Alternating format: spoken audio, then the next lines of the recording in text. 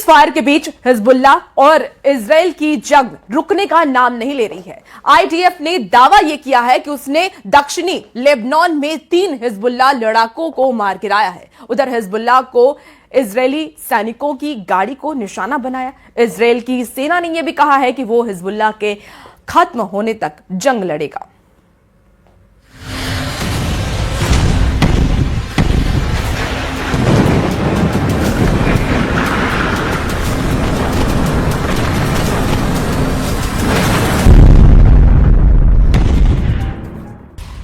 Hezbollah को खत्म करने के लिए इजराइल की सेना ने साम दाम दंड और इंटेलिजेंस सब लगा दिया है।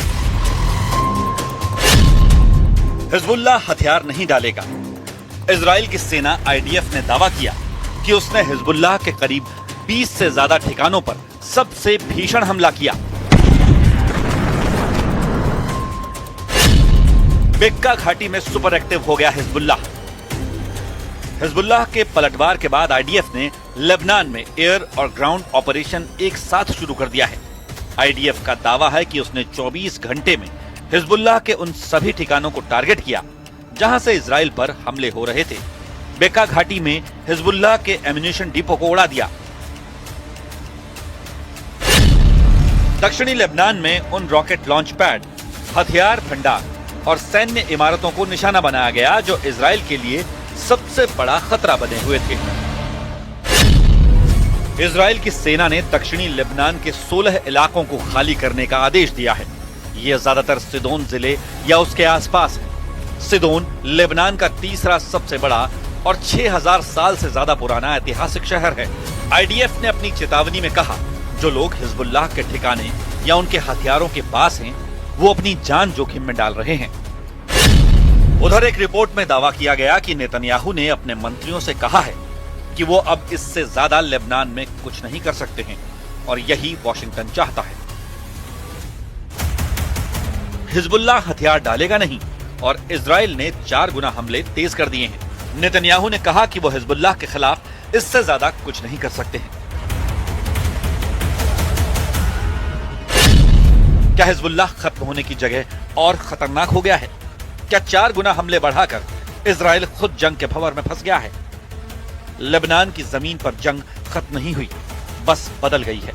इजराइल कह रहा है कि हम हिजबुल्लाह को जड़ से खत्म कर देंगे, लेकिन सवाल यह है कि क्या हिजबुल्लाह खत्म हो रहा है या और ज्यादा घातक बन रहा है?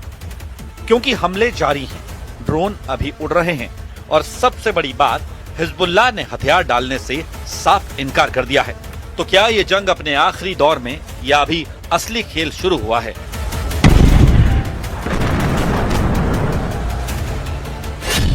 दक्षिणी लेबनान में हमले की ये वो तस्वीर है जब हिजबुल्लाह ने अपनी ताकत दिखाई। आईडीएफ की पूरी यूनिट पर ड्रोन अटैक कर चौंका दिया। हमला इतनी तेज और अचानक हुआ कि आईडीएफ को संभलने का मौका तक नहीं मिला। इस हमले के अगले दिन आईडीएफ ने दक्षिणी लेबनान में हिजबुल्लाह के 20 से ज्यादा ठिकानों पर स्ट्राइक की। लेकिन सवाल है कि आगे क्या होगा? ये जंग कितनी लंबी चलेगी? इजराइल सेना के आर्मी चीफ ने कहा कि पूरे साल हमें सभी फ्रंट पर युद्ध लड़ना होगा। देश की सेना को 2026 में भी कई मोर्चों पर लड़ना पड़ सकता है, क्योंकि वो ईरान और लेबनानी समूह हिजबुल्लाह के खिलाफ युद्ध जारी रखेगी।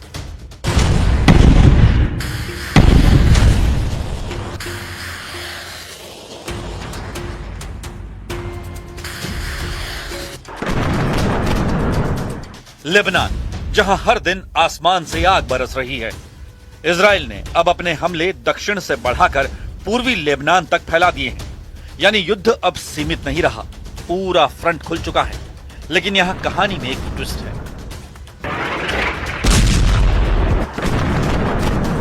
हिजबुल्लाह अभी भी जवाब दे रहा है, ड्रोन अटैक कर रहा है, रॉकेट दाग रहा है और टैंक को टारगेट कर रहा है। और यही वजह है कि इंटरनेशनल मीडिया में रिपोर्ट छप रही है, हिजबुल्लाह डाउन लेकिन नॉट आउट।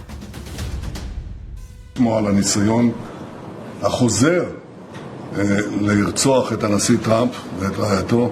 אנחנו שמחנו שניהם יחד עם בכירי הממשל האמריקני יצאו ללא נגע.